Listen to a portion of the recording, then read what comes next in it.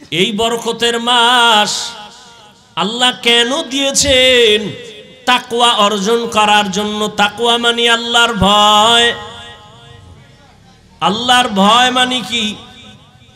বলে আল্লাহর ভয়টা যার অন্তরে থাকবে ওই বান্দার নাম হবে মুত্তাকি। মুত্তাকিনদের জন্য বিনা হিসাবে জান্নাত। আল্লাহর ভয় যার অন্তরে থাকবে ওই বান্দা গুনাহ কখনো করবে না। আল্লাহর ভয় এমন এক দামি সম্পদ, এই ভয়টা অন্তরে জমা করাটা রোজার দ্বারা যেমন সহজ, অন্য আমলের দ্বারা সহজ না। যেমন রোজাদারকে দেখবেন সারাটা দিন রোজা রাখে, ক্লান্ত, ইফতারির আর আধা ঘন্টা সময় বাকি, তখন এমন ক্ষুধা লাগে পেটের ভেতরে, সামনে পানি তাই পাইলেই মনে হয় এক টানে 3 লিটার থাকবে না। সামনে 10 জনের ইফতারি দেশে 10 প্লেটে, মনে মনে কে তো আমার একারই লাগবে, কি দিল। মনে মনে দোয়া ইনুস পরে 2-1 জন উঠতে যাইতো, তাহলে 2 প্লেট আমি পাইতাম। যদি বলা হয় এই রোজাদার বুঝছি খুব ক্ষুধা, তুমি দরওয়াজা জানালা বন্ধ করে যাও, একটা রুমের মধ্যে ঢুকে তুমি পানি পান করো, একা একা, কেউ দেখবে না, কোনো রোজাদার করবে নি। কেন? আল্লাহর ভয়।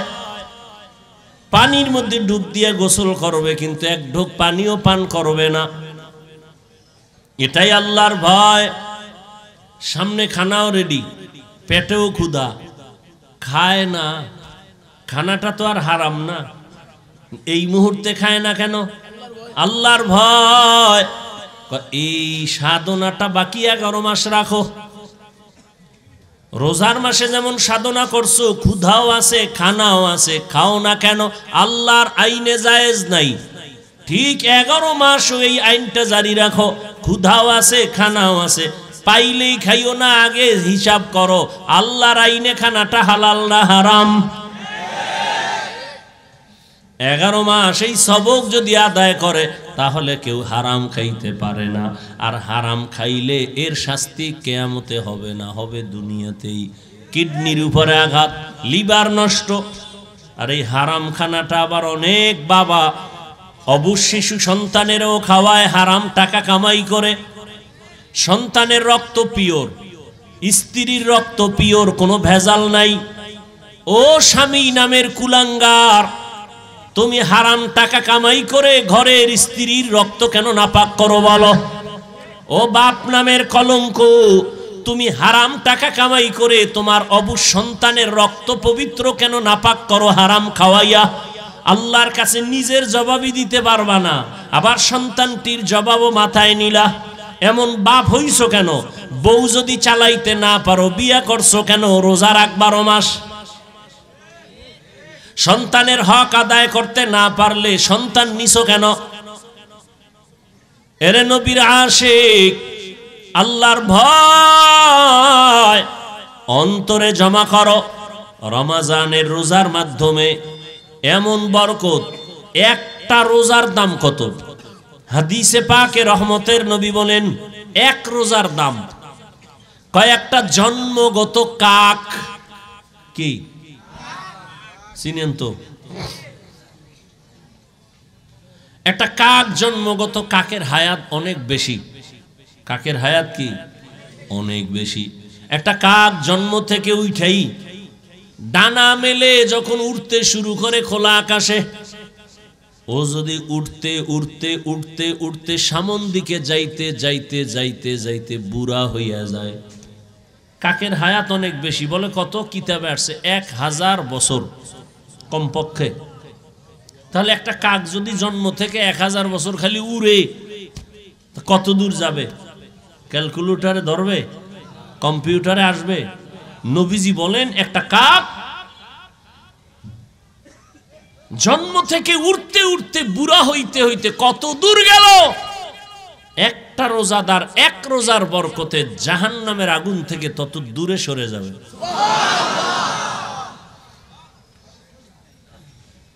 এজন্যই তো রহমতের নবী সারা রমজান আমলের উপরে জীবন কাটাইলেন। এই শাবানে নবী রোজা রাখছেন।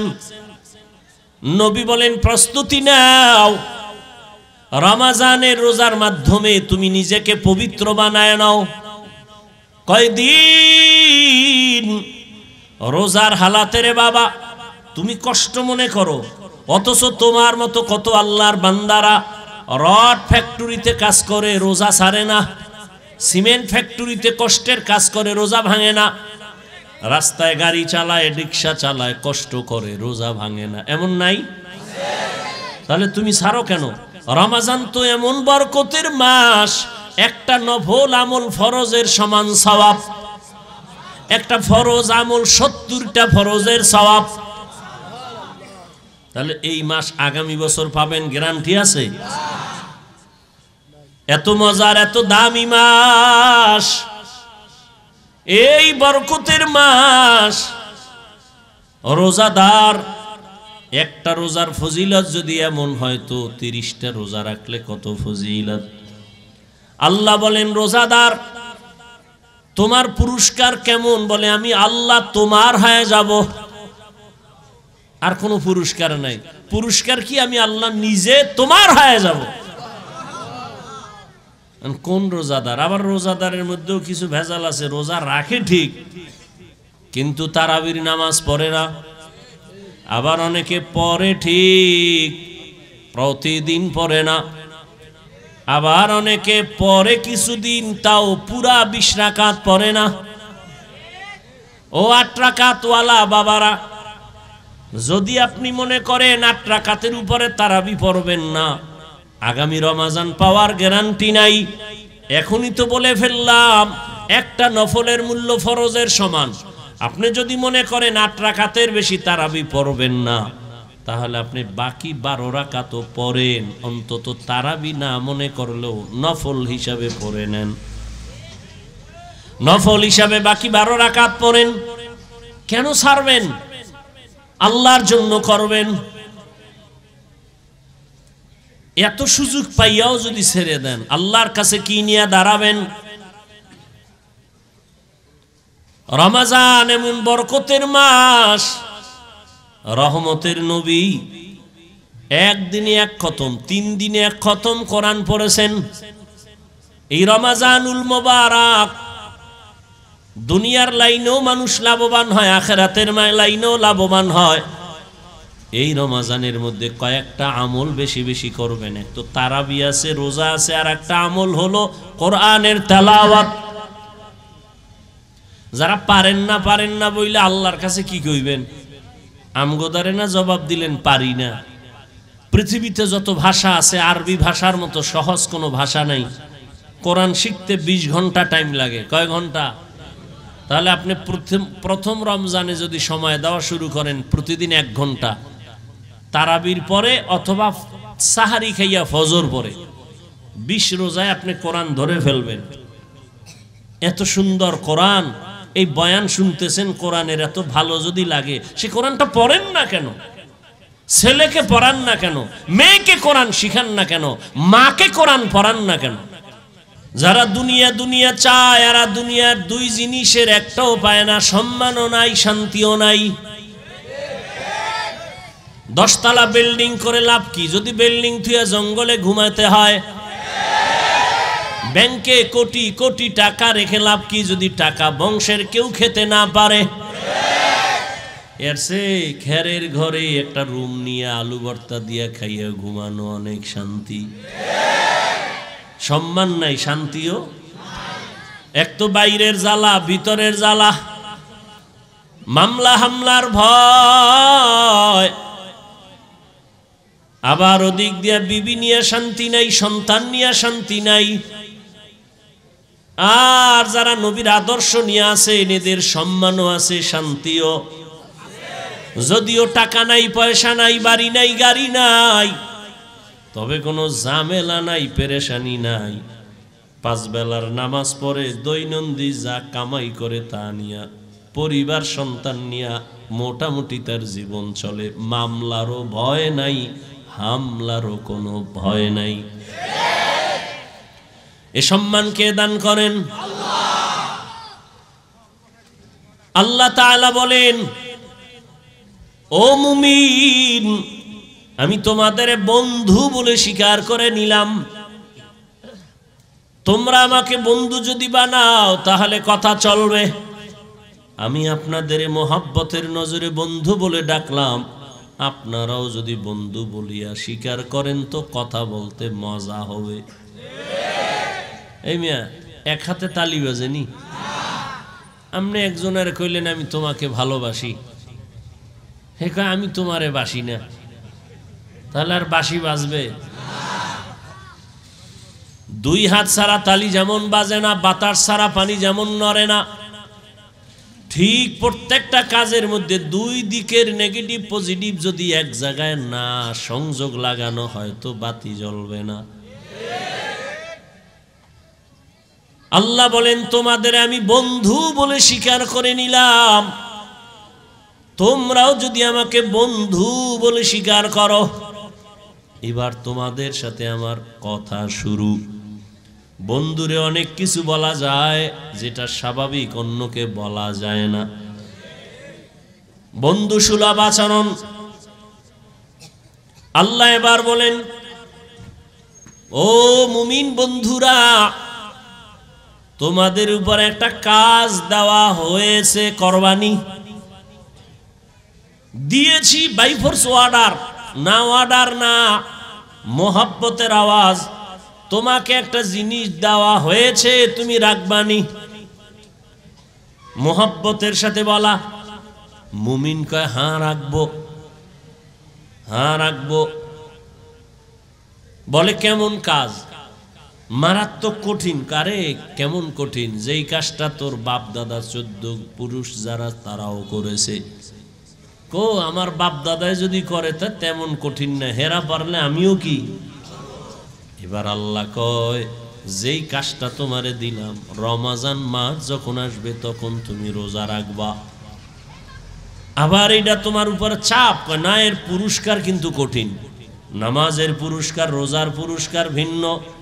একজনে নামাজ পড়ে, পুরস্কারটা আমি অন্য মাধ্যমে দিয়ে দিলাম, আমল নামায় লিখে দাও, ফেরেশতারা দিয়া দাও। একজনে যাকাত দেয়, পুরস্কার আমি মাধ্যমে দিলাম। একজনে হজে যায়, পুরস্কার মাধ্যমে দিলাম। কিন্তু রোজাটা যদি রাখো, এর পুরস্কার দিতে কোনো মাধ্যম নাই। আমি আল্লাহ হাসরের ময়দানে কোটি কোটি কোটি কোটি মানুষের সামনে আমি নিজে তোমার হাতে পুরস্কার দিব।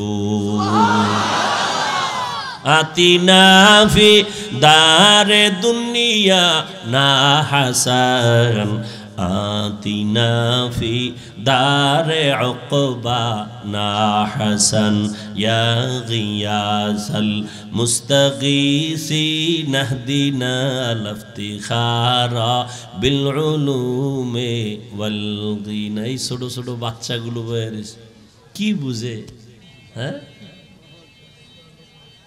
খানাও নাই, ঘুমও নাই, চুপচাপ হয়েছে। মাশাআল্লাহ, আল্লাহ প্রত্যেকটা শিশুকে ভবিষ্যৎ জীবনে উজ্জ্বল নক্ষত্র বানায় দেয়। এরা কি বুঝে? আর আপনারা বুঝাও, ওই মসজিদের মধ্যে একটা গরু দৌড় দিয়ে ঢুকে গেছে, ঢোকার পরে মুয়াজ্জিন বা খাদেম বেত লয়ে দিছে বাড়ি। গরুর মালিক তুমি গরুটার বাড়ি দিলে, এটা কিছু বুঝে? ও না বুঝে ঢুকছে, আমি তো বুঝি এই জন্য ঢুকি না। দেখো না, গরুটা না বুঝে ঢুকে গেছে। হা,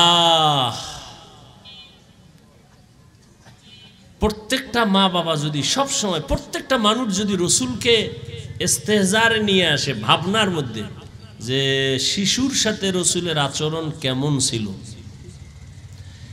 কি ছিল, ওটা দরকার নাই, শুধু এতটুকু ভাববে কি ছিল।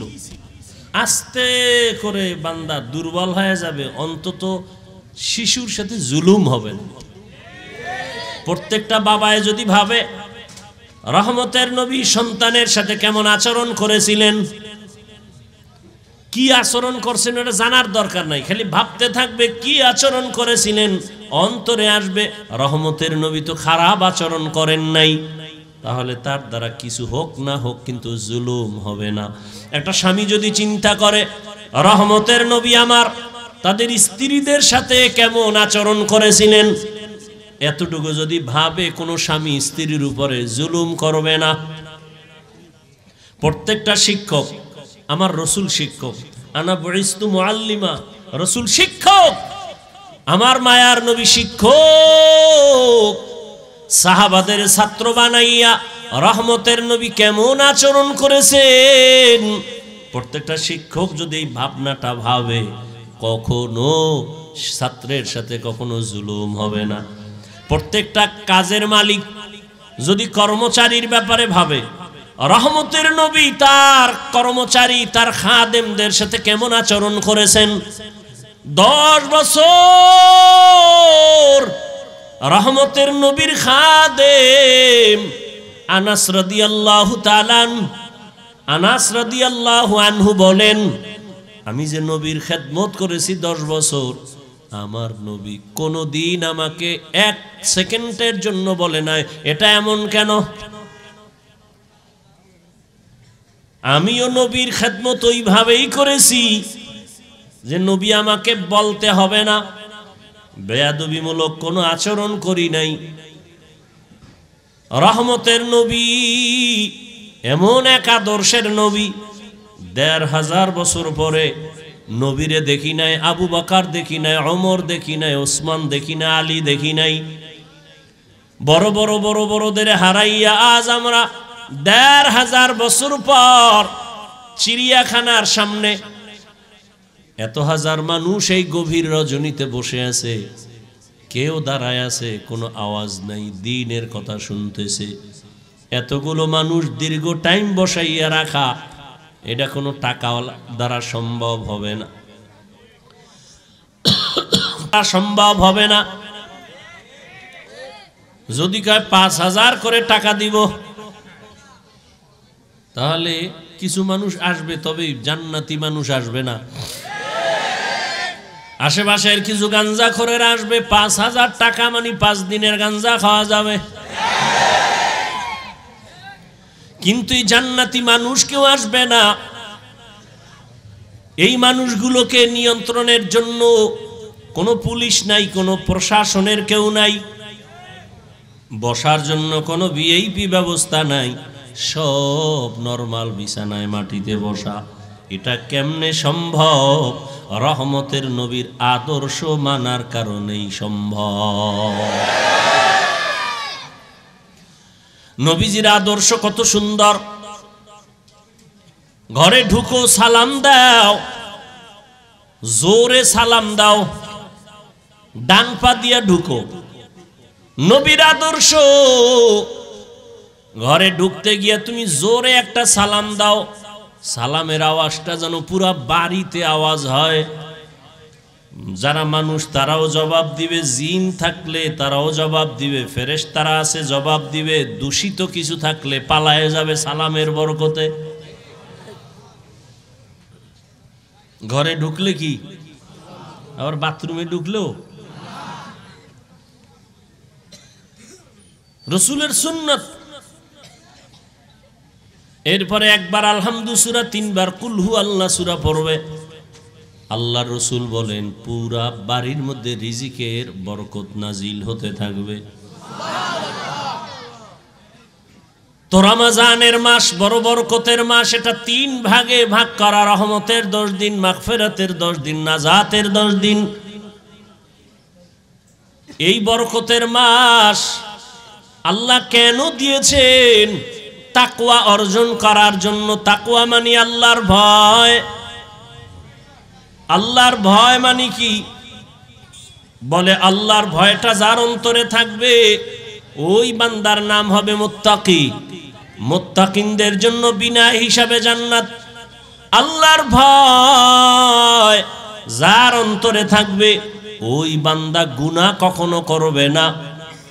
আল্লাহর ভয় এমন এক দামি সম্পদ, এই ভয়টা অন্তরে জমা করাটা রোজার দ্বারা যেমন সহজ, অন্য আমলের দ্বারা সহজ না। যেমন রোজাদারকে দেখবেন সারাটা দিন রোজা রাখে, ক্লান্ত, ইফতারির আর আধা ঘন্টা সময় বাকি, তখন এমন ক্ষুধা লাগে পেটের ভেতরে, সামনে পানি তাই পাইলেই মনে হয় এক টানে 3 লিটার থাকবে না। সামনে 10 জনের ইফতারি দেশে 10 প্লেটে, মনে মনে কে তো আমার একারই লাগবে, কি দিল। মনে মনে দোয়া ইনুস পরে 2-1 জন উঠতে যাইতো, তাহলে 2 প্লেট আমি পাইতাম। যদি বলা হয় এই রোজাদার বুঝছি খুব ক্ষুধা, তুমি দরওয়াজা জানালা বন্ধ করে যাও, একটা রুমের মধ্যে ঢুকে তুমি পানি পান করো, একা একা, কেউ দেখবে না, কোন রোজাদার করবে নি। কেন? আল্লাহর ভয়। পানির মধ্যে ডুব দিয়ে গোসল করবে, কিন্তু 1 ঢোক পানিও পান করবে না, এটাই আল্লাহর ভয়। সামনে খানাও রেডি, পেটেও ক্ষুধা, খায় না। খানাটা তো আর হারাম না, এই মুহূর্তে খায় না কেন? আল্লাহর ভয়। এই সাধনাটা বাকি 11 মাস রাখো। রোজার মাসে যেমন সাধনা করছো, ক্ষুধাও আছে, খানাও আছে, খাও না কেন?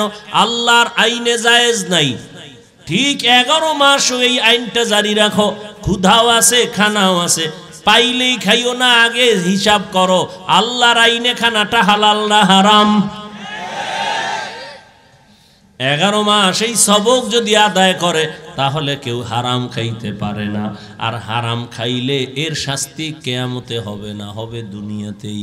কিডনির উপরে আঘাত, লিভার নষ্ট। আর এই হারাম খানাটা আবার অনেক বাবা অবুঝ শিশু সন্তানেরও খাওয়ায়, হারাম টাকা কামাই করে। সন্তানের রক্ত পিওর, স্ত্রীর রক্ত পিওর, কোনো ভেজাল নাই। ও স্বামী নামের কুলাঙ্গার, তুমি হারাম টাকা কামাই করে ঘরের স্ত্রীর রক্ত কেন নাপাক করো বলো? ও বাপ নামের কলঙ্ক, তুমি হারাম টাকা কামাই করে তোমার অবুঝ সন্তানের রক্ত পবিত্র কেন নাপাক করো হারাম খাওয়াইয়া? আল্লাহর কাছে নিজের জবাবই দিতে পারবা না, আবার সন্তানটির জবাবও মাথায় নিলা। এমন বাপ হইছো কেন? বউ যদি চালাইতে না পারো, বিয়া করছো কেন? রোজা রাখ 12 মাস। সন্তানের হক আদায় করতে না পারলে সন্তান নিছো কেন? এরে নবীর আশিক, আল্লাহর ভয় অন্তরে জমা করো। রমজানের রোজার মাধ্যমে এমন বরকত, একটা রোজার দাম কত? হাদিসে পাকে রহমতের নবী বলেন 1 রোজার দাম কয়েকটা জন্মগত কাক। কি চিনেন তো? একটা কাক, জন্মগত কাকের হায়াত অনেক বেশি। কাকের হায়াত কি? অনেক বেশি। একটা কাক জন্ম থেকে উঠেই ডানা মেলে যখন উড়তে শুরু করে খোলা আকাশে, ও যদি উঠতে উঠতে উঠতে উঠতে সামন দিকে যাইতে যাইতে যাইতে যাইতে বুড়া হইয়া যায়, কাকের হায়াত অনেক বেশি। বলে কত? কিতাবে আসছে 1000 বছর কমপক্ষে। তাহলে একটা কাক যদি জন্ম থেকে 1000 বছর খালি উড়ে, কত দূর যাবে? ক্যালকুলেটরে ধরবে? কম্পিউটারে আসবে? নবীজি বলেন একটা কাক জন্ম থেকে উড়তে উড়তে বুড়া হইতে হইতে কত দূর গেল? একটা রোজাদার 1 রোজার বরকতে জাহান্নামের আগুন থেকে তত দূরে সরে যাবে।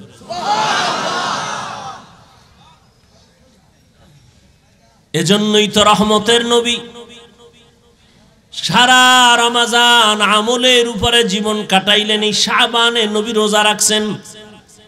নবী বলেন প্রস্তুতি নাও, রমজানের রোজার মাধ্যমে তুমি নিজেকে পবিত্র বানায় নাও। কয়দিন রোজার হালাতে রে বাবা তুমি কষ্ট মনে করো, অথচ তোমার মতো কত আল্লাহর বান্দারা রড ফ্যাক্টরিতে কাজ করে, রোজা ছাড়ে না। সিমেন্ট ফ্যাক্টরিতে কষ্টের কাজ করে, রোজা ভাঙে না। রাস্তায় গাড়ি চালায়, রিক্সা চালায়, কষ্ট করে, রোজা ভাঙে না। এমন নাই? তাহলে তুমি ছাড়ো কেন? রমজান তো এমন বরকতের মাস, একটা নফল আমল ফরজের সমান সওয়াব, একটা ফরজ আমল 70টা ফরজের সওয়াব। তাহলে এই মাস আগামী বছর পাবেন, গ্যারান্টি আছে? এত মজার, এত দামি মাস, এই বরকতের মাস। রোজাদার একটা রোজার ফজিলত যদি এমন হয় তো 30টা রোজা রাখলে কত ফজিলত। আল্লাহ বলেন রোজাদার তোমার পুরস্কার কেমন? বলে আমি আল্লাহ তোমার হয়ে যাব, আর কোনো পুরস্কার নাই। পুরস্কার কি? আমি আল্লাহ নিজে তোমার হয়ে যাব। কোন রোজাদার? আবার রোজাদারের মধ্যেও কিছু ভেজাল আছে। রোজা রাখে ঠিক, কিন্তু তারাবির নামাজ পড়ে না। আবার অনেকে পড়ে ঠিক, প্রতিদিন পড়ে না। আবার অনেকে পড়ে কিছুদিন, তাও পুরা 20 রাকাত পড়ে না। ও 8 রাকাতওয়ালা বাবারা, যদি আপনি মনে করেন 8 রাকাতের উপরে তারাবি পড়বেন না, আগামী রমাজান পাওয়ার গ্যারান্টি নাই। এখনই তো বলে ফেললাম একটা নফলের মূল্য ফরজের সমান। আপনি যদি মনে করেন 8 রাকাতের বেশি তারাবি পড়বেন না, তাহলে আপনি বাকি 12 রাকাতও পড়েন, অন্তত তারাবি না মনে করলেও নফল হিসাবে পড়ে নেন। নফল হিসাবে বাকি 12 রাকাত পড়েন। কেন ছাড়বেন? আল্লাহর জন্য করবেন। এত সুযোগ পাইয়াও যদি ছেড়ে দেন, আল্লাহর কাছে কি নিয়ে দাঁড়াবেন? রমজান এমন বরকতের মাস, রহমতের নবী একদিনে 1 খতম, 3 দিনে 1 খতম কোরআন পড়েছেন। এই রমজানুল মোবারক দুনিয়ার লাইনেও মানুষ লাভবান হয়, আখিরাতের লাইনেও লাভবান হয়। এই রমজানের মধ্যে কয়েকটা আমল বেশি বেশি করবেন। এক তো তারাবি আছে, রোজা আছে, আর একটা আমল হলো কোরআনের তেলাওয়াত। যারা পারেন না বইলে আল্লাহর কাছে কি কইবেন? আমগোদারে না জবাব দিলেন পারি না। পৃথিবীতে যত ভাষা আছে আরবি ভাষার মতো সহজ কোনো ভাষা নাই। কোরআন শিখতে 20 ঘন্টা টাইম লাগে। কয় ঘন্টা? তাহলে আপনি প্রথম রমজানে যদি সময় দেওয়া শুরু করেন প্রতিদিন 1 ঘন্টা, তারাবির পরে অথবা সাহারি খাইয়া ফজর পরে 20 রোজায় আপনি কোরআন ধরে ফেলবেন। এত সুন্দর কোরআন, এই বয়ান শুনতেছেন কোরআনের, এত ভালো যদি লাগে সে কোরআনটা পড়েন না কেন? ছেলেকে পড়ান না কেন? মেয়েকে কোরআন শিখান না কেন? মাকে কোরআন পড়ান না কেন? ইয়া আইয়ুহাল্লাযীনা আমানুত্তাকুল্লাহ, আল্লাহর ভয় অন্তরে জমা করো। এখন ভয়টা কি? আমি যদি সবাইকে জিজ্ঞাসা করি কারা কারা আল্লাহকে ভয় করেন, জিজ্ঞাসা করা মাত্রই সবাই হাত উঠাবে না? কিছু চালাকেরা পারলে পা উঠায় দিবে, বলবে আমরা 4 হাত পায়ে আল্লাহরে ভয় করি, হুজুরদের থেকেও বেশি ভয় করি, নামাজ না পড়লে কি হবো, দিল পরিষ্কার। অথচ আজকে ফজর পড়ে নাই, জোহর পড়ে নাই, আসর পড়ে নাই, মাগরিব পড়ে নাই, এশাও পড়ে নাই। এখানে আল্লাহরে ভয় করি। আমি 5 বেলার নামাজ পড়িয়াও বলি আল্লাহকে ভয় করি। আপনি রোজা না রাখিয়া বলেন আল্লাহকে ভয় করি, আমি রোজা রাখিয়া বলি আল্লাহকে ভয় করি। আল্লাহর ভয়, আসলে আপনার অন্তরে আল্লাহর ভয় নাই। কারণ যে একজন সাপ ভয় পায়, সাপ, সে সাপ ধরবে? ওরে সাপ যেখানে থাকবে সেখানেও যাবে না। মাঝে মাঝে ঘুমের মধ্যে সাপ সাপ কয়ে চিল্লানি দেয়, ভয়। একটা সন্তান বাবাকে ভয় পায়, মাকে ভয় পায়, তার প্রমাণ মা বাবার সামনে অন্যায় করে না। একটা ছাত্র শিক্ষকের ভয় পায়, তার প্রমাণ ছাত্র শিক্ষকের সামনে অন্যায় করে না। ঠিক এই জমিনে যেই মানুষ আমার আল্লাহকে ভয় করবেন, ওই বান্দা গলায় ছুরি লাগাবে, দাড়ির মধ্যে কখনো অস্ত্র লাগাবে না।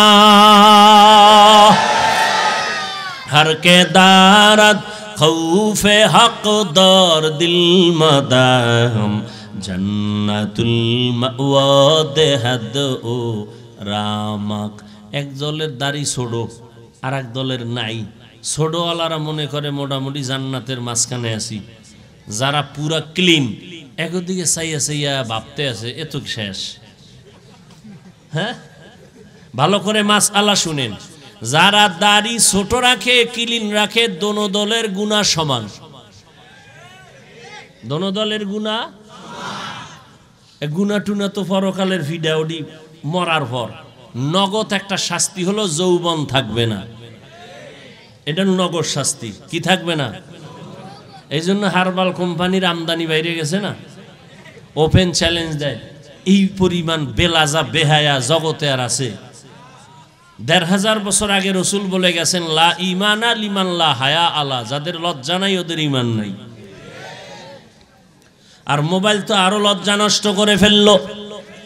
ঘরে ঘরে ঘরে ঘরে রুমে রুমে মোবাইলের জেনা, চোখের জেনা, কানের জেনা, হাতের জেনা, অন্তরের জেনা। সারাটা রাত মোবাইলের দিকে তাকায় তাকায় গুনা, কবিরা গুনা দেখে, কবিরা গুনা দেখে, মাও দেখে, বাবাও দেখে, আমার ভাই দেখে, বোনেরাও দেখে। ঘরটা যেন জেনার আড্ডাখানা, সারা রাত শুধু জেনা চলে। আল্লাহ মাফ করেন, এমন অন্যায়। ও যুবক, 40 বছর পর্যন্ত তোমার চেহারাটা উজ্জ্বল থাকবে, নষ্ট হবে না। কিন্তু কি দুঃখ, আজ তোমার চেহারা দিয়ে তাকাইলে কেন মায়া লাগে না? কেন চেহারায় নূর নাই? মোবাইলের গুনার কারণে চেহারা নষ্ট হয়ে গেছে।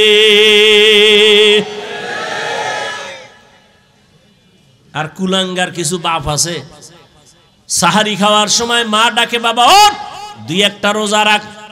বাবা খবরদার রোজা রাখাই ওনারে বিবি, রোজা রাখলে ছেলেটার চেহারাটা নষ্ট হয়ে যাবে। ওই বাবারে পাইলে জিজ্ঞাসা করতাম, এই বাপ নামের কলঙ্ক, সন্তান রোজা রাখলে তোমার চেহারাটা নষ্ট হবে সন্তানের।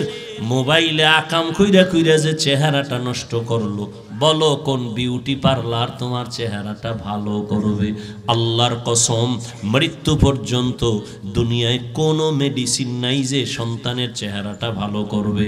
বরং 40 বছরের আগে চেহারা থাকবে উজ্জ্বল, কোনো মেডিসিন মারবি চেহারা ডিসকালার হবে, গোডা হবে, এ গোডা আর যাবে না। হ্যাঁ, যদি নেক আমল করো, তওবা করো, চেহারা আবার ফিরে আসবে। আর ঠিক মতো 5 বার ওযু কর, চেহারায় কোনো ক্রিম লাগবে না, আল্লাহর কসম। 5 বেলা ওযু কর, ওযু করবি, চেহারার নূর বেড়ে যাবে। তখন তোর নেকাব লাগায় চলতে হবে, নাহলে যে দেখবে হেই পাগল হয়ে যাবে। বলবা হাফিজ ভাই তোমার না, আমিও তোমাকে বলছি ঠিক, আমিও পরিপূর্ণ গুনাহমুক্ত হতে পারি না। যে ব্যক্তি গুনাহমুক্ত হবে, ও জিহ্বা দ্বারা যা চাইবে নগদ আল্লাহ সাথে সাথে দিয়ে দিবেন। যার চোখ পবিত্র, ও অনেক কিছু দেখবে যা সাধারণ মানুষ দেখবে না। যার জবান পবিত্র, ও যা চাইবে যখন চাইবে আল্লাহ তখন দিবেন। তো পবিত্র না তো। ভাইরা আমার, আল্লাহ গুনার কারণে চেহারা নষ্ট হয়, নেক আমলের কারণে চেহারা সুন্দর হয়, ভালো হয়। এরে আল্লাহর গোলাম, এই জন্য আল্লাহ বলেন আমার ভয় অন্তরে জমা করো। আল্লাহর ভয় যদি থাকে, ওই বান্দা মরিয়াও গেলে গুনার কাছেও যাবে না। এরে আল্লাহর বান্দা, ও আমার যুবক, আমি তোমাকে এতক্ষণ বয়ান যা করতেছি একবারও কিন্তু বলি নাই তুমি আমার মতো টুপি লাগাও। আমি একবারও বলি না আমি কওমি মাদ্রাসায় লেখাপড়া করেছি, তোমরাও মাদ্রাসায় যাও। আমি দাওয়াত ও তাবলীগের লাইনের সন্তান, কিন্তু একবারও বলি না তুমি তাবলীগে যাও। আমি কওমি মাদ্রাসার সন্তান, আমি পীরের মুরিদ। আমি কির মুরিদ? খালি মুরিদ না, লাখে একটা মুরিদ আমি। কেমন মুরিদ যে পীর মুরিদির বিরুদ্ধে যারা, তাদের বিরুদ্ধে আমি যুদ্ধ ঘোষণা দিছি। কেমন যুদ্ধ? এই জমিনের মধ্যে যে বলবে আমরা পীর আউলিয়া মানি না, ওলি মানি না, আউলিয়া মানি না, আল্লাহর জাতের কসম আমি বলবো তারা কোরআন মানে না, বুখারী শরীফ মানে না, তারা ভণ্ড ভণ্ড ভণ্ড। এদেরকে যারা ভণ্ড বলবে না তারাও ভণ্ড। এবার বুঝো আমি কেমন মুরিদ। কিন্তু একবারও আমি কাউকে বলি না ও বাবারা তোমরা পীরের দরবারে যাও। আমি বলবো কি? আমি বলবো ও যুবক তুমি স্কুলে পড়ো ধন্যবাদ, তুমি চাকরি করো ধন্যবাদ, তুমি কলেজে পড়ো ধন্যবাদ, তুমি ব্যবসা করো ধন্যবাদ, আমি তোমার জন্য দোয়া করে গেলাম বাবা। তোমার মাদ্রাসায় যাওয়ার কোনো প্রয়োজন নাই। ও বাবা তুমি যেই লাইনে আছো থাকো, তবে আমি দোয়া করি তুমি একজন ব্যবসায়ী হও, চাকরিজীবী হও, ডাক্তার হও, ইঞ্জিনিয়ার হও, তুমি একজন প্রফেসর হও। তবে একটা দাবি ছোট, বেয়াদব জীবনে হইও না রে বাবা। বলবা হাফিজ ভাই বেয়াদব হব না, তার ব্যাখ্যা কি? 3 জায়গায় বেয়াদবি করবা না তো মরার আগে জীবনটা নষ্ট হয়ে যাবে। 1 মা বাবার সাথে বেয়াদবি করবা না, 2 শিক্ষকের সাথে বেয়াদবি করবা না, 3 ওলামায়ে কেরাম মুরব্বিদের সাথে বেয়াদবি করবা না। মা বাবার সাথে যদি খারাপ আচরণ করো বদদোয়া করা লাগবে না। মা কষ্ট পায় যদি বলে আহ, এই যে একটা নিঃশ্বাস এটা আগুন হইয়া তোর কপাল পুড়ে ফেলবে। শিক্ষক যদি তোর আচরণে কষ্ট পায় বলে আহ, এই নিঃশ্বাসটা তোর কপালে লাগলে তুই শেষ। আলেমের অন্তরে কষ্ট দিলে আলেম যদি আহ শব্দ বলে তোর কপাল শেষ। এই জন্য বলি তুমি ডাক্তার হও বেয়াদব হইও না, ইঞ্জিনিয়ার হও বেয়াদব হইও না, চাকরিজীবী হও বেয়াদব হইও না, তুমি ব্যবসায়ী হও বেয়াদব হইও না। মা বাবার দোয়া নাও, শিক্ষকের দোয়া নাও, ওলামায়ে কেরামের দোয়া নিয়ে সামনে আগাও। তো ডাক্তার হলেও তুমি সফল, ইঞ্জিনিয়ার হলেও তুমি সফল, তুমি ব্যবসায়ী হলেও সফল। সবার দোয়া থাকলে দুনিয়া সব দুনিয়া ধ্বংস হবে। আলেমের দোয়া যদি থাকে, মা বাবার দোয়ায় তুমি কখনো ধ্বংস হইবা না। ওই মা বাবার দোয়া নিয়া রহমতের নবীর আদর্শ মেনে জীবনটা চালাও, মা বাবার দোয়া নাও। এবার বাস্তবে একটু তাকায় দেখো তো, আমি যে কথাগুলো বললাম এই কথার মানদণ্ডে কেউ চলেনি। তোমার লাইনে তাকাও, জীবনে মাদ্রাসায় পড়ে নাই, জীবনে কোনোদিন মাদ্রাসায় যায় নাই, আলিফ বা তাও শিখে নাই। তোমার মতো জেনারেল লাইনের যুবক 5 বেলার নামাজ পড়ে, স্কুলে পড়ে, কলেজে পড়ে, নামাজ ছাড়ে না। সত্য কথাটা স্বীকার করো, আসেনি? আর কি অস শুনবা? এই অসটাই তোমার জীবনের আসল। নিজেরে বুঝাও। তোমার মতো যুবক স্কুল কলেজে পড়িয়াও যদি নামাজ পড়ে, বলো তুমি কেন পারো না রে বাবা? তোমার মতো যুবক তাকায় দেখো, ব্যবসা করে, চাকরি করে, র্যাব, আর্মি, পুলিশ, বিডিআর, 5 বেলার নামাজি আছে। তোমার বিবেকের কাছে প্রশ্ন, বলো তুমি কেন পারো না রে বাবা? তোমার মতো যুবক ডাক্তার, প্রফেসর, ইঞ্জিনিয়ার, 5 বেলার নামাজি অভাব নাই, রাস্তায় গাড়ি চালায়, 5 ওয়াক্ত নামাজ পড়ে নাই, বলো তুমি কেন পারবা না রে বাবা? তোমার মতো যুবক শ্রমিকের কাজ করে, নদীর মধ্যে মাছ ধরে, নামাজ ছাড়ে না, বলো তুমি কেন পারবা না? এরে পর্দার আড়ালের আম্মা জান, আল্লাহ আপনাকে অনেক সম্মান দান করেছেন, রহমতের নবী সম্মানিত করেছেন। এত সম্মান আল্লাহ ইসলামের দ্বারা, নবীর মাধ্যমে আল্লাহ এত সম্মান মাদেরকে দান করেছেন, দুনিয়ার কেউ দিতে পারে নাই।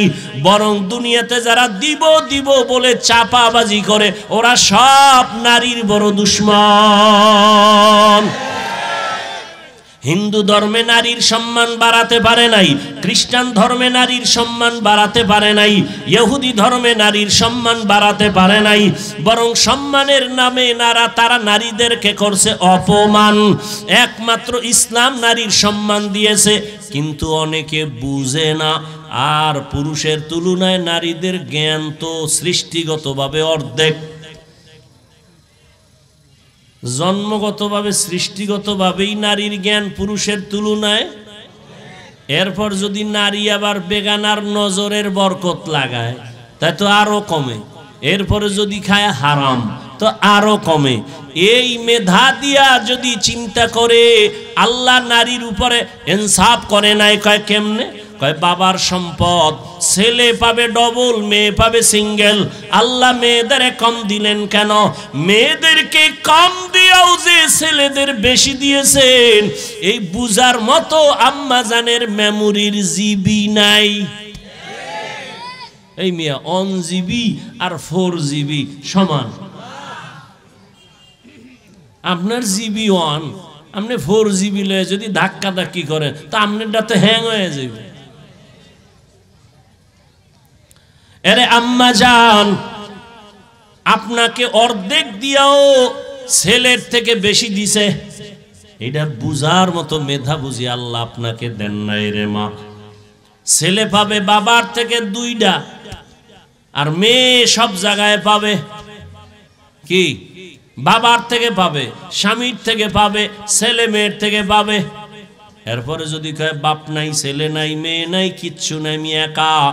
আল্লাহর আইন হলো, ইসলাম কয় নারীদেরকে ঘরে বসাইয়া সম্মানের সাথে ওরা খাবে আর ঘুমাবে, সরকার ওদের সব খরচ দিবে। নারীদের কষ্ট দেওয়া যাবে না। কত সম্মান ইসলাম দিয়েছে, কিন্তু কুলাঙ্গারেরা ভুল মেসেজ দিয়া নারীদেরকে বেপরদায় নামাচ্ছে। পরিণামে নারীরা হচ্ছে আরো অপমান। আল্লাহ হেদায়াত দান করেন। এরে আম্মা জানেরা, এত সম্মান আল্লাহ আপনাদের দান করেছেন। এ দুনিয়া আপনারা যদিও নবী না, তবে সব নবীদের মায়ের মতো মা, সাহাবাদের মা। আপনারা আলেম হাফেজে কোরআনের মায়ের মতো বড় দামি মা। এরে আম্মা জান, আপনারা তো খাদিজা রাদিয়াল্লাহু আনহার মতো নারী, ফাতেমা রাদিয়াল্লাহু আনহার মতো নারী, আয়েশা রাদিয়াল্লাহু আনহার মতো নারী, ইসমাইল নবীর মা হাজেরা আলাইহিস সালামের মতো দামি নারী। আপনারা তো ঈসা নবীর মা মারিয়াম আলাইহিস সালামের মতো দামি নারী। এ দুনিয়াতে আল্লাহর এক বড় দুশমন ছিল ফেরাউন। নাম শুনছেন? বলেন তার স্ত্রীর নাম কি? আসিয়া। এত বড় বেঈমানের ঘরে থাইকা আমার আল্লাহর এত পেয়ারা রহমতের নবী বলেন, কিয়ামতের দিন আমি মুহাম্মদের সাথে আসিয়ার সাথে বিয়া হবে জান্নাতে। এরে আম্মা জানেরা, এত বড় বেঈমান ফেরাউনের ঘরে থাইকা আম্মা জান আসিয়া যদি এত দামি হতে পারে, ফেরাউনের টাকার অভাব নাই, ক্ষমতার অভাব নাই, মিশরে দাবি করে আমি বড় খোদা, কিন্তু তার ঘরে থাকিয়া আসিয়া আমার আল্লাহকে এত আপন করে নিলেন। আসিয়া এত কষ্ট ফেরাউন দিয়েছে, ধৈর্য ধারণ করে আল্লাহকে ভুলে নাই। ইন্তেকালের সময় ফেরাউন ওই আসিয়াকে ফাঁসির মঞ্চে নিয়ে গেছে। আসিয়া কাঁদতেছেন, হঠাৎ করে আবার হাসতেছে। ফেরাউন কয়, কান্না বন্ধ করে হাসো কেন রে আসিয়া? কয় রে এ ফেরাউন, আমি তাকাইয়ে দেখি আল্লাহ পাক লক্ষ লক্ষ ফেরেশতা পাঠাইছে আমাকে স্বাগতম দিয়া জান্নাতে নেওয়ার জন্য। এবং আল্লাহ যেই জান্নাত আমি আসিয়াকে দিবেন, ওই জান্নাতের ছবি আমি এখন দেখতেছি তাকাইয়া। এত বড় বেঈমানের ঘরে থাকিয়া এই আসিয়া যদি আল্লাহর পেয়ারা হয়ে যেতে পারেন, এরে পর্দার আড়ালের আম্মা জান, এই দুনিয়াতে যত ভালো ভালো সন্তান আসছে আম্মা জান, আপনাদের আদর্শের কারণে দুনিয়ায় সব ভালো সন্তান মায়েদের অবদানের কারণে। ছোট একটা ঘটনা বলবো। মদিনাতুল মুনাওয়ারা থেকে আল্লাহর পেয়ারা এক গোলাম ভারতের জমিনে আসছেন কালেমার দাওয়াত দেওয়ার জন্য, যার নাম আপনারা জানেন, খাজা মুঈনুদ্দিন চিশতি আজমিরি রহমাতুল্লাহ আলাই। মদিনাতুল মুনাওয়ারা থেকে ভারতে ঘুরে ঘুরে ঘুরে ঘুরে কালেমার দাওয়াত দেয়। দিতে দিতে তার হাতে লক্ষ লক্ষ লক্ষ বিধর্মী কালেমা পড়ে মুসলমান হয়ে গেল। বলে কত লক্ষ? কেউ বলে 90 লক্ষ, কেউ বলে আরো বেশি। খাজা মুঈনুদ্দিন খুব খুশি, আম্মাজানের সামনে একদিন আনন্দিত হয়ে গেলেন। আম্মাজান বলে, মঈনুদ্দিন এত আনন্দ কেন রে বাবা বলো? মঈনুদ্দিন বলে, আম্মাজান খুশির খবর, ভারতের ভেতরে লক্ষ লক্ষ বিধর্মী আমি মঈনুদ্দিনের হাতে কালেমা পড়েছে। আম্মাজান বলে, এই মঈনুদ্দিন এটা তোমার বাহাদুরি না, আমি মায়ের অবদান। কার অবদান? খাজা মঈনুদ্দিন বলে, মা তোমার কি অবদান একটু বলো। আম্মাজান বলে, ও মঈনুদ্দিন তুই আমার গর্বে যখন আসছ, আল্লাহর কসম তুই আমার গর্বে আসা পরে আমি এক রাতও ঘুমাইতাম না, আমি গভীর রাতে সিজদায় পড়ে আল্লাহর আদালতে কান্না করতাম আর বলতাম, হে মালিক আমার গর্বের সন্তানটাকে তুমি ওলি হিসাবে কবুল। আমি এভাবে কান্না করে করে যখন তুই দুনিয়াতে আসছো, এই মঈনুদ্দিন আমি মা তোকে যতদিন আমি দুধ পান করাইছি, আল্লাহর কসম আমি যতদিন তোকে দুধ পান করাইছি আমি মা এক ফোঁটা দুধও বিনা অজুতে তোর মুখে দেই নাই। এমন মা সারা দুনিয়ায় পাওয়া বড় কঠিন, বাংলাদেশ বাদ দেন। এমন মা যেই মা বিনা উজুতে বাচ্চাকে দুধ দেয় না, এমন বাচ্চা তো জগৎ শ্রেষ্ঠ আল্লাহর ওলি হবে। কিন্তু খাজা মঈনুদ্দিনের ভক্তদের উপায় কি? এরা যে বয়ে বয়ে খালি গাঞ্জাই খায়, একটার চেহারার মধ্যে মদিনার কোনো নিদর্শন নাই। এরা সব মঈনুদ্দিনের ভণ্ড ভক্ত, আমরা আসল ভক্ত। কি খাজা মঈনুদ্দিনের মা কত ধন্য মা। খাজা মঈনুদ্দিন চিশতি আজমিরি 5 ওয়াক্ত নামাজ পড়েন নাই। মা সন্দেহ? মাঝে মাঝে বিড়ি টিড়ি খাইছেন, দাড়ি ছিল না। হ্যাঁ, আপনারা কি ভক্ত হইলেন? এই ভক্ত হয়ে কি নাজাত পাওয়া যাবে? কোনোদিন পাওয়া যাবে না। এখনো সময় আছে, তওবা করেন। কয়দিন আর দুনিয়ার বাহাদুরি করবেন? চোখের সামনে আপন আপন সব চলে যাইতেছে। বিশেষ করে আমার যুবক, ইদানিং কালে যুবকের মরণের লাশ আর লাশ, করোনায় যুবকের লাশ, ছাত্র জনতার আন্দোলনে যুবকের লাশ, ডেঙ্গুর মহামারীতে যুবকের লাশ, ঘুমের বিছানায় যুবকের লাশ, গাড়ির নিচে পানির মধ্যে যুবকের লাশ। ও আল্লাহর বান্দারা, এখনো সময় আছে, তওবা করে নাও। ও পর্দার আড়ালের আম্মা জান, আপনার মতো কত মা এখনো আছে বেপর্দায় চলে না, নামাজ ছাড়ে না, মোবাইলে সময় নষ্ট করে না, স্বামীর মাল খেয়ানত করে না। আপনারা কেন পারেন না?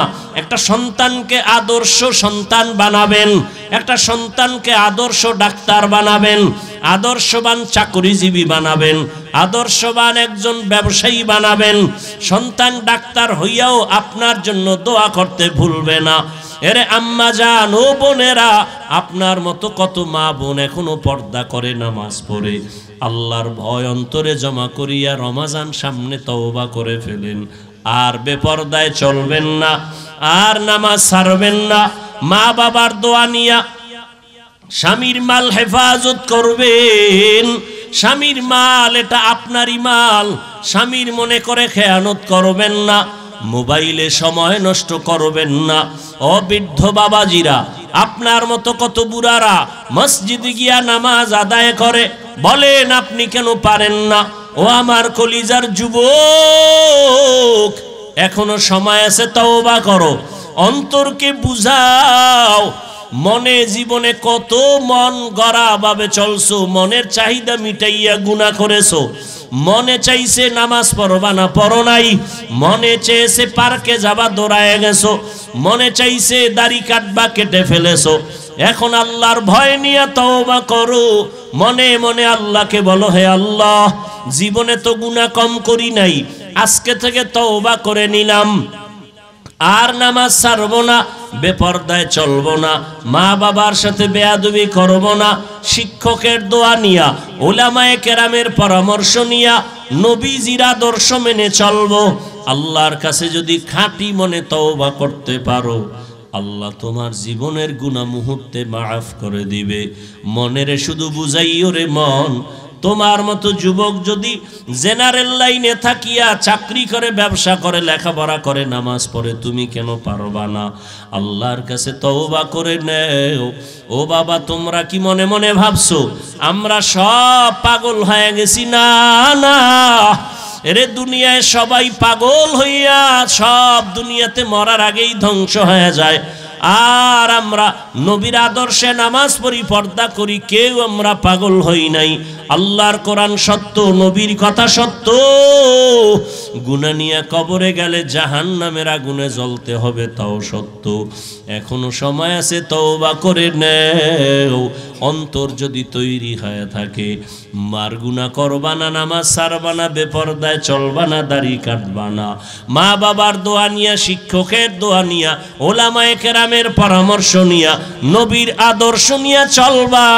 তওবা করার মতো যদি কারো অন্তর তৈরি হয়, মুনাফিকি যদি না থাকে, খাঁটি তওবার নিয়ত যাদের আছে, দুটো হাত আমার আল্লাহকে দেখাইয়া দাও। আয় আল্লাহ, হাতগুলো কবুল করে নেন, তওবা কবুল করে নেন।